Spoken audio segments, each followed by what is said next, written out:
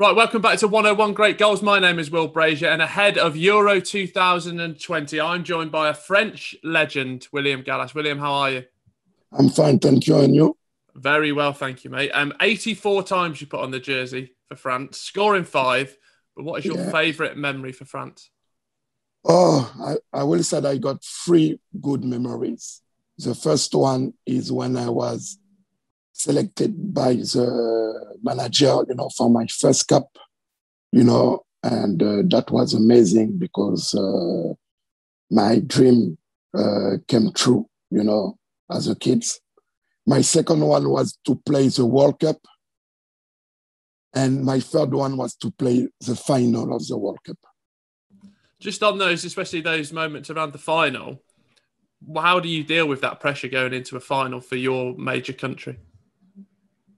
When you have to play the final for the World Cup, you have to be really, really focused because, you can't make a mistake. You have to try to do everything to win that final. And for myself, to be honest, the day before, I was a little bit stressed and I didn't sleep well, so I went to bed. It was around 4 o'clock the morning. And I woke up, it was around 9 o'clock, have my breakfast and have a meeting with the team and lunch, and then go back to my room, have a little nap, for maybe 1 hour and a half, and then went to the massage room, have a little massage, and then go on the bus and be on the stadium. And when you're in the dressing room, you just have to do what you have to do. So I was listening my music, be focused, and then be on the pitch. So obviously you've had squads that have made the final of the World Cup, and then some ones that sometimes haven't got out of the group. With this French team going forward, is there extra pressure on them because of what they've achieved before? Of course, because the last Euro Championship, they went to the final against Portugal in France, and we lost that game. So normally, if you have to improve, you have to go again to the final, but you have to win that final. So that's why I think France is going to have a pressure on their shoulder.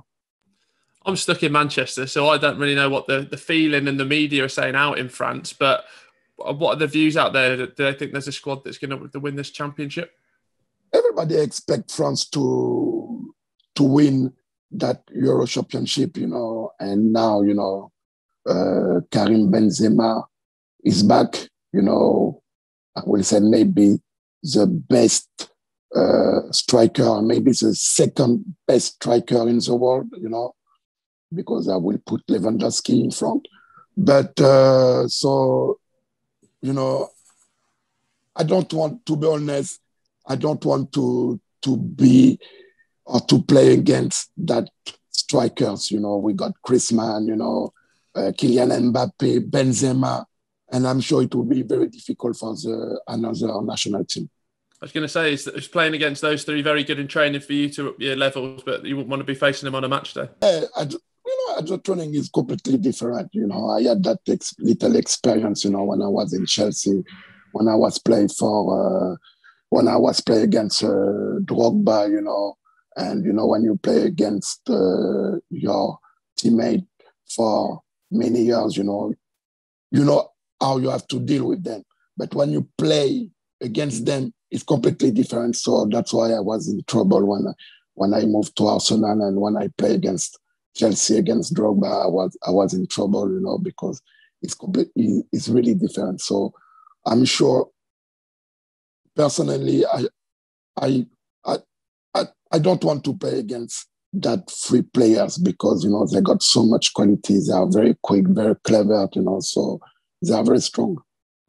Germany and Portugal are also in that group as well. It's always called a sort of group of death, but how confident are you of them just even reaching the knockout stages? We have to be confident because we got the strong squad, maybe the strongest squad in that competition. and I'm sure another team are scared about us. So I think the most important is the first game. You have to win that game, because otherwise you will put more pressure on your shoulder. Well, let's talk about that first game for France. Obviously, it's against Germany in the opening game, but you've experienced these first games in a major tournament. Is it just exciting, nervous? Are you just happy to be playing football after all the talking's done?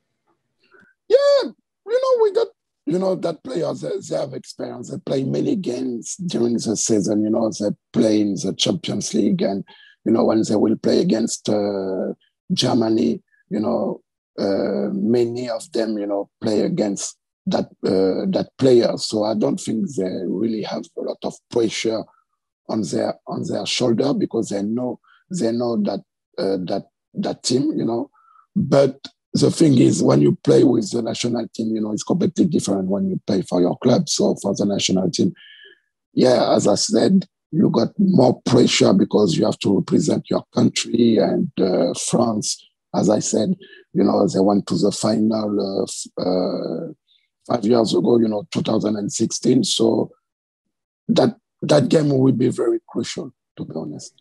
From that opening game, who from Germany worries you?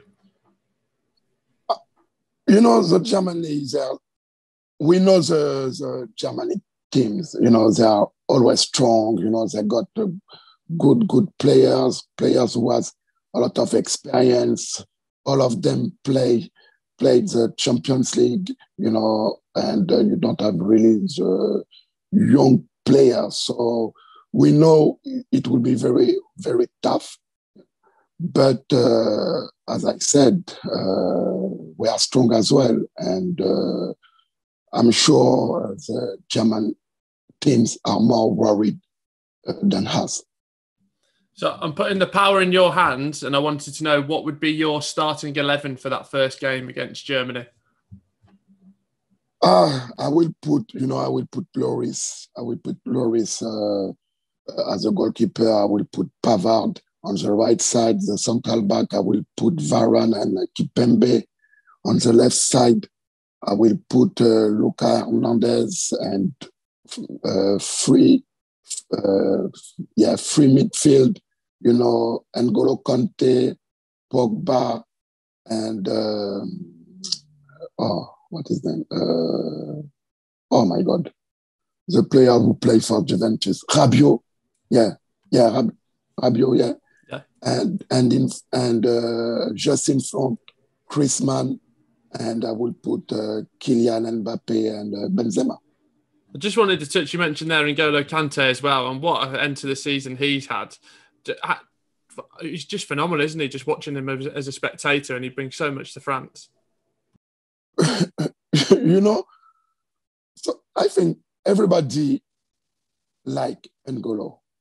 Everybody know maybe he's the best player at the moment in the world, to be honest. Okay, people will talk about striker because they score goals, because fans like to see goals. They like maybe more the striker than the midfielder or the defenders. But if you look really what N'Golo did, since he's in UK, it's phenomenal. Wins the league with Leicester. Chelsea won the Europa League, Champions League, won the World Cup with France. That is amazing. So that's why, for me, he's the best player in the world at the moment. That is sure. Love that. I think most people agree as well. We spoke a lot about France for obvious reasons, but who do you think are the biggest challenges for the tournament? Belgium. Belgium look very, very strong. And if we have to play against them, I will be a little bit worried, because after the World Cup, when we beat them in the semi-final, I know they were not really, really happy. So if we have to play against them, I don't know, quarter-final or semi-final, it will be really, really hard for us.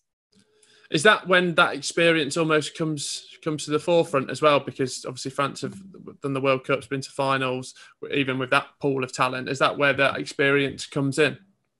Yeah, but when you win the World Cup, you got more confidence when you go on the pitch, because you know everybody know who you are. They know you won the World Cup. We got some great players, especially in front. So when you go on the when you leave the dressing room and when you go on the pitch, you have that confidence, and then sometimes you can win the game in the tunnel. When your opponent look at you and said, "Oh my God, today it will be really, really hard." So France has to know, they are the favorite and they are very strong. So just go on the pitch, do what you have to do, and just play good and win games. Have you ever been in a tunnel and looked across to the opposition and thought, we've won already? Yeah. When I was playing with Chelsea, I think it was 2005, I think, and I remember what Jose Mourinho said to us before we left the dressing room. He said, guys, when you are in the tunnel, I don't want any players to look or to speak with the opponent team. Just look in front of you, put your chest up, and then I'm telling you, you will win the game from there, because your opponent will be scared. And to be honest, we did it, and I had that feeling, the opponent players was watching us, and yes, they were scared. They were afraid. Of that. One of the players that we've got to talk about as well is Kylian Mbappe. I mean, he's phenomenal at the moment. What potential do you think he can reach, and just how far is his career going to go? What I like with him is when he was young, because I met him, he was 16 years old, and he was very determined to be the best player in the world. And it was a little bit upset because he was playing with, I think, the under 23 with the national team, and he won that. He won I think he won the Euro Championship, and then he went back to Monaco, and he had maybe just, I would say, maybe 10 days off, and he went back with the first team, and he wanted to play, but the manager didn't put him. And after the game, I had the opportunity to meet him, and he was a little bit upset because he didn't play. And I told him, listen, don't worry, what you have to understand in football, sometimes you have to be patient, but you have to be ready, because when your manager will put you on the start 11, you have to show what you can do. And he did it, and look at him now, and he's for me, he's going to be the best player in the world, because he liked to win trophy, he liked to be the best scorer for his club, and he has a goal. So that is very important. I think when you are the players, you need to have a goal, and you have to reach that goal. And I'm sure he will get more trophy, and maybe, and I'm sure he's going to be the Ballon d'Or very soon. But you have to win. Sometimes, you have to win the big competition like the Champions League, and I know they try with the Paris Saint-Germain, but we will see. Do you see it, like, if he has a fantastic tournament this time around, do you see him staying in Paris, or will it be a move elsewhere around Europe?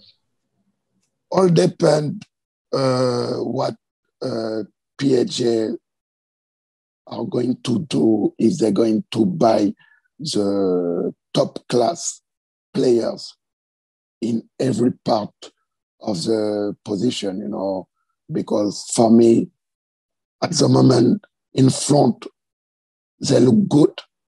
Midfield is so-so, but the right back and the left back are not the top class player. And, you know, when you play for the club like PSG, you know, and you want to win the Champions League, you need to have the top class player, you know. So all depends what they're going to do. Is they're going to buy players and then maybe he's going to choose if he has to stay or if he has to leave. Well, speaking of right backs, England have got an abundance of them, so maybe they want to give them a call. But on that, obviously you spent a lot of your career in England. How do you rate their chances going into the tournament? Honestly, is it coming home? I think, you know, they will qualify for the next round. I'm sure they will qualify for the next one. After, I'm not sure because, I had the opportunity to play against England, you know, for the Euro 2004. I remember that game, you know, it was the first game and the squad of England was just unbelievable. They were so strong. And we were strong as well. But at the end, you know, we won 2-1. And England didn't go very far in that competition. And when you look the England national team, unfortunately, you know, they missed something, you know. I don't know what, but they missed something. So, because they got great players, but, you know, they can go to the final or, you know, to the semi-final. So, yes, they have to improve. But I don't know if they will go to the quarter-final or semi-final, but I think it will be difficult for them. Speaking of those specific players as well, and you mentioned a few there, but I wanted to touch upon Harry Kane. Just how difficult is it to defend against him? And especially now, he's sort of evolved his game a bit as well, hasn't he? Yeah, he's very intelligent, you know, he's very smart. He changed his game, you know, so it's not really the striker who is going to ask the ball in the space, you know, so that's why, you know, he come a little bit in the middle and start to play with his winger, and then in the box, you know, he's very clever. He know where he has to ask the ball. So it's not easy to defend on that type of striker, you know, and we know Harry is very strong. You know, he can shoot from the right foot, left foot, good jumping, good header, you know. So it's not really easy to play against him. What I can say is when he's in the box, you have to watch him. And you have to be very close to him. You know, don't let him to control the ball. You know, you have to be very, very physical on him.